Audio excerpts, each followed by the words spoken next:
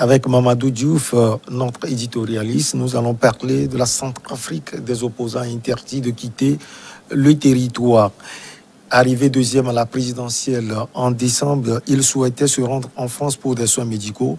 Son porte-parole l'a dit que les autorités invoquent de nouvelles mesures. Des opposants visiblement sont empêchés en Centrafrique de pouvoir quitter le territoire national. Il s'agit de Anis et Georges Dolongele et d'autres opposants. Mamadou, finalement, ces opposants dénoncent ces genres de comportements. Le pouvoir aussi les empêche de quitter le pays. Qu'est-ce qui se passe? C'est la question que tout le monde se pose, parce que généralement, quand on empêche à quelqu'un de quitter un pays, il peut y avoir plusieurs raisons. On vous soupçonne de détournement, on craint que vous ne partiez, que vous ne puissiez pas revenir, que la justice ne puisse pas vous poursuivre parce que vous serez dans un état qui ne va certainement pas vous extrader. C'est quelqu'un qu'on veut poursuivre, on ne veut pas laisser la personne partir. Ce qui est curieux ici, c'est que vous avez des personnes qui ont été candidates à l'élection présidentielle passée, donc des gens qui aujourd'hui, s'ils avaient gagné les élections, pouvaient se trouver dans la posture du président de la République au niveau de la Centrafrique. Ouais. Donc, ce n'est pas n'importe qui. Quand ces gens partaient aux élections, ils ont déposé leur dossier, mais la justice avait considéré que c'est des gens, j'allais dire, capables de diriger la Centrafrique, donc à la limite des gens en qui on peut faire confiance sur ce plan-là. Comment, curieusement, après les élections, Dolongele veut partir, on le retient.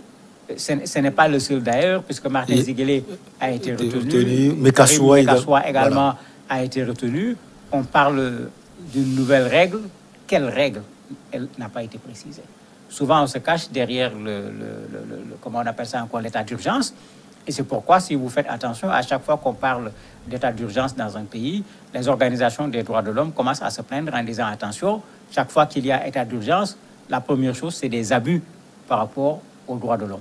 Et ici, on est pratiquement dans ce cadre parce que jusqu'à preuve du contraire, aucune parmi ces personnes n'est poursuivie par la justice. Oui. Et d'ailleurs, c'est ce que Dolongele leur a dit, mais dites-moi, qu'est-ce qui se passe? Je suis député, en partant, je devais informer le président de l'Assemblée nationale. Je l'ai informé par lettre. Il sait que je partais, il a donné son OK. Mais comment se fait-il qu'on vienne me dire que je dois aller demander une autorisation au ministère? Quand tu t'adresses au ministère, ils te disent faut aller vers la justice parce qu'il y a la séparation des pouvoirs. Donc, à la limite, même la personne qui veut sortir, qui accepte même de se soumettre à ces nouvelles règles, sans pour autant connaître ces nouvelles règles, ne sait pas à qui s'adresser pour avoir cette autorisation de sortie du territoire pour aller se faire soigner. Mais ça veut dire qu'il y a quelque part un problème.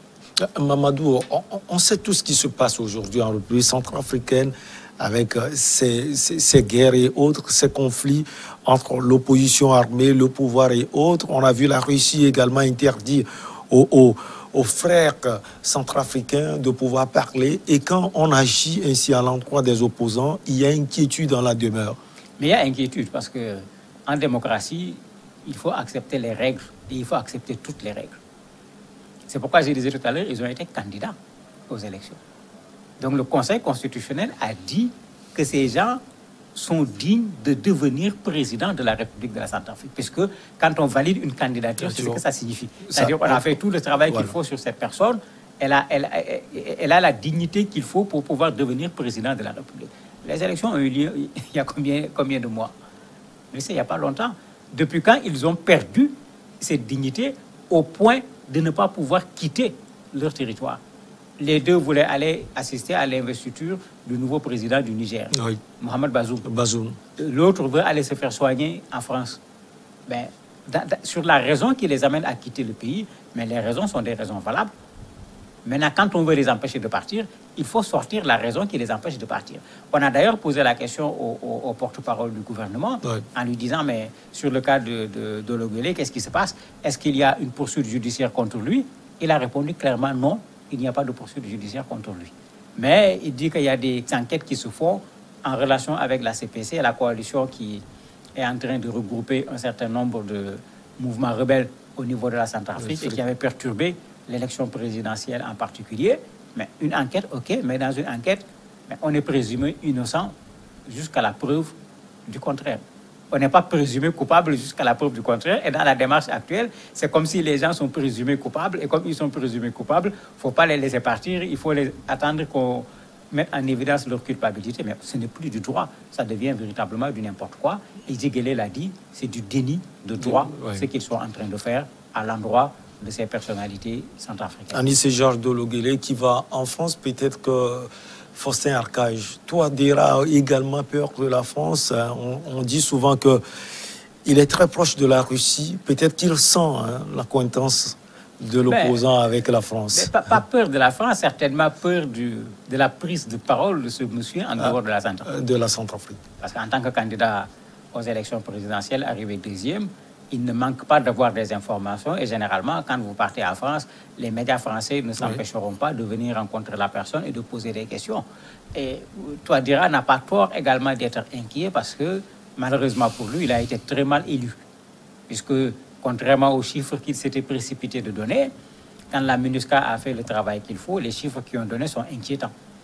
Il a été élu par moins de 52% des Centrafricains. Et ces 52%, c'est une personne sur 3 parmi les personnes habilitées à voter qui ont pu voter. Voilà. Donc vraiment, s'il faut parler de président mal élu, c'est le cas extrême. Cela fait qu'effectivement, donner à ses opposants la possibilité de sortir, d'aller s'exprimer dans les médias internationaux, s'épancher sur les conditions dans lesquelles les élections se sont déroulées, bien sûr, ça ne fera pas plaisir au président actuel. Et ce n'est pas la France qui voit la Centrafrique l'échapper en allant vers la Russie, le Rwanda, qui va s'empêcher de permettre à ces médias, comme ils savent très bien le faire, de dire tout le mal que la France pense sans le dire sur la situation actuelle au niveau de la Centrafrique. Peut-être c'est une des raisons pour que la Centrafrique ne se retrouve pas traînée dans la boue, mais surtout le président de la République. Pour Karim Kassoua et l'autre qui veulent assister à l'investiture de Bazoum au Niger, c'est comme Alpha Condé qui interdit à Cellou Dalein Diallo d'aller aux funérailles de Ahmed Bakayoko. Malheureusement, quand tu retrouves dans les pays une certaine politique complètement en porte-à-faux par rapport à la démocratie, tu retrouves exactement les mêmes comportements dans ces pays. Cellou Dalein Diallo, candidat à l'élection présidentielle, qui a perdu son ami. Tout le monde sait que ce sont des amis. Voilà. Il veut aller à l'enterrement de son ami, quoi de plus normal, mais on l'empêche de partir. Toujours parce que on préfère avoir ces gens-là à l'œil, les éloigner le plus des médias internationaux, parce que parfois dans nos pays, on craint plus ce que les médias internationaux vont dire que ce que pense la population, même l'opinion publique, à l'intérieur du pays, alors que dans une démocratie, c'est le contraire. On doit plutôt se soucier de l'opinion publique de son propre pays que de se soucier de l'opinion de tel ou de tel autre pays. Ici, on est dans la même situation. Ils veulent aller à l'investiture de Mohamed Bazoum. On les empêche de partir. Et également, c'était la même situation. Eux-mêmes, on les a retenus à l'aéroport. Ils ont demandé à comprendre ce qui se passe. Ils ont tombé dans ce que Ziguélé appelle un flou.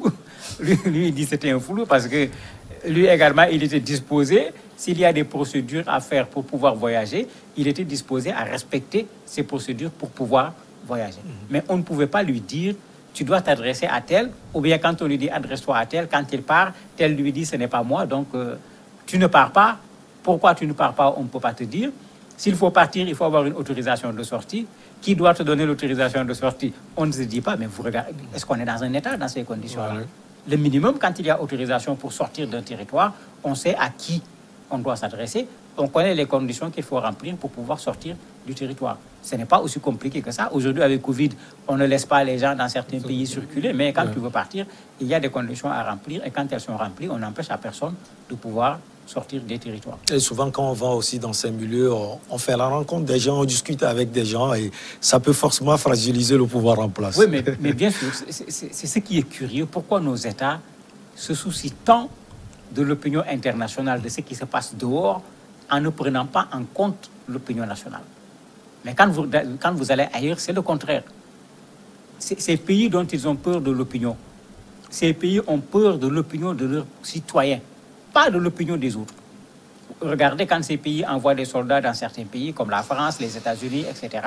Dès que l'opinion publique commence à parler, vous voyez l'État qui est là, qui parle et qui dit on peut même envisager la réduction des troupes ou bien le retrait des troupes. Parce que c'est des Français, c'est des Américains qui disent, mais ce sont nos enfants, ce sont nos concitoyens qu'on a envoyés là-bas. Qu'est-ce qu'ils font là-bas pour qu'on les tue? Qu'est-ce qu'ils font là-bas pour que nous, on ait des attentats en retour? Mais on écoute cette population-là. Mais dans nos pays, de façon générale, malheureusement, l'opinion nationale n'a aucun intérêt, raison pour laquelle, d'ailleurs, quand nos présidents et autres responsables veulent parler, beaucoup préfèrent s'adresser à la presse internationale au lieu de s'adresser à la presse nationale. Des comportements qui compliquent la situation actuelle de la Centrafrique. Mais tout à fait, ça dépasse compliquer la situation parce qu'actuellement, il y a une sorte de suspicion. Pour Anissé Georges Dologuélé, bon, c'est assez clair puisque le ministre a dit qu'il n'est pas sous enquête. Mais pour Martin Ziguélé, pour l'autre également, Karim Mekassoua plutôt, mais il y a doute parce que c'est des gens dont on parle d'une certaine proximité par rapport au CPC. Oui. Cette coalition qui s'est créée d'une partie des groupes armés de la Centrafrique avec, bien sûr, l'ancien président François Bouzizi. Mais c'est un soupçon. Un soupçon est un soupçon. En droit, un soupçon n'est pas suffisant pour dire à quelqu'un, mais on va te mettre en prison en attendant qu'on découvre ce qu'il y a dans le soupçon. Et même quand c'est le cas, Ziguélé a été très clair. Il dit s'il y a une procédure judiciaire contre lui, qu'on le lui dise. Oui. Parce qu'en tout cas, jusqu'au moment où il parlait, il dit qu'il n'est pas au courant d'une quelconque procédure judiciaire. Et après, il les prend même par leur faute, parce que souvent, on veut tellement faire qu'on oublie de respecter les procédures. Il dit même s'il y a procédure judiciaire, même si on doit l'interdire de sortir du territoire, c'est le juge, celui qui détient les libertés, c'est celui-là qui doit lui dire, bon, pour une raison ou pour une autre, vous ne pouvez pas quitter actuellement le territoire sans mon autorisation. Ouais. Et il dit qu'aucun juge n'a pris contact avec lui pour aucune raison. Mais ça ramène ce flou dont je parlais tout à l'heure. Il ne sait pas véritablement pour quelle raison on l'empêche de quitter la Centrafrique. Mamadou, la réconciliation qui est importantissime finalement pour la Centrafrique, selon vous, elle va venir ou bien elle est loin? Ziguélé considère que cet acte est contraire à l'appel du président de la République, puisque le président Touadéra a appelé les Centrafricains à se réunir pour voir comment faire en sorte qu'il y ait de la réconciliation. Il l'a dit dans un certain nombre de médias. Il dit que les actes qui sont en train de poser actuellement sont contraires à l'appel qui a été lancé pour une réconciliation entre les Centrafricains. Il considère clairement pour lui que cet acte-là va carrément à l'opposé. Et effectivement, quand on veut qu'il y ait réconciliation, l'autre avec qui on veut se réconcilier, il faut l'accepter, il faut le respecter. S'il y a une différence énorme entre vous, il faut accepter cette différence. Et il va falloir s'asseoir maintenant autour d'une table, discuter sur les fondamentaux des Centrafricains, au lieu de discuter des personnes ou des intérêts d'un certain nombre de groupes, qu'ils soient centrafricains ou qu'ils soient étrangers à la République centrafricaine. C'est en ce moment qu'on peut avoir une réconciliation entre les Centrafricains. Et j'allais dire que c'est ce qu'on peut souhaiter aujourd'hui aux populations centrafricaines qui sont fatiguées par cette guerre qui commence à trop durer. Mamadou Diouf, merci beaucoup. On va marquer donc une petite pause et on revient pour l'invité du jour.